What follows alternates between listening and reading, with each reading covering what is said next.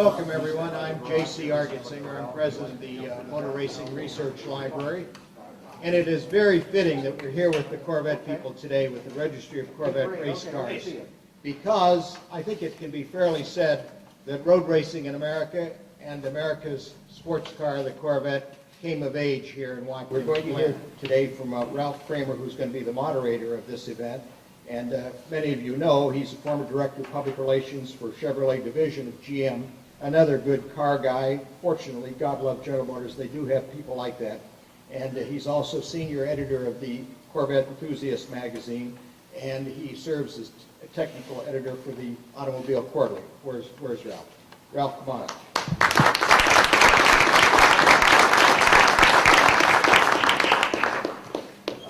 My job is to try to keep the next hour and a half or so, have you occupied and maybe a little entertained and hopefully a little informed. And so we're going to do that with some people that know a whole lot more about the Corvette and the history of it than I do. And let's just have Gib Hufstetter going up to the front up there, Gib. And by the way, take this microphone with you, would you please? We'll see if we can. Gib's going to be up there, Tony DiLorenzo, and Chris Thompson. Take your seats, guys.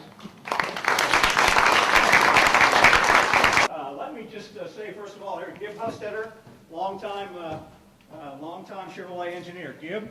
Yes. I'm a GMI graduate, worked for Chevrolet for an untold number of years. Started working for Zora in 1964. I'd known him and worked with his group for many years before that, and right up to the time of his retirement. And I had release items to do on the production Corvette, and then later on I tended to help him get proper updates on racing parts and components for teams like Tony DiLorenzo. So that's my connection.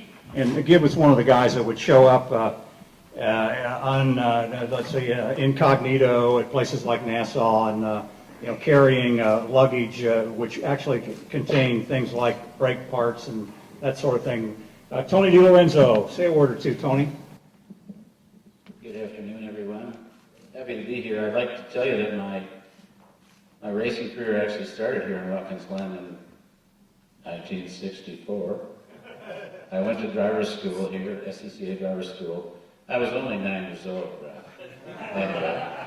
So that's where it all started, and we had a lot of hard work, but a lot of good results, and a lot of good friends met in that whole activity.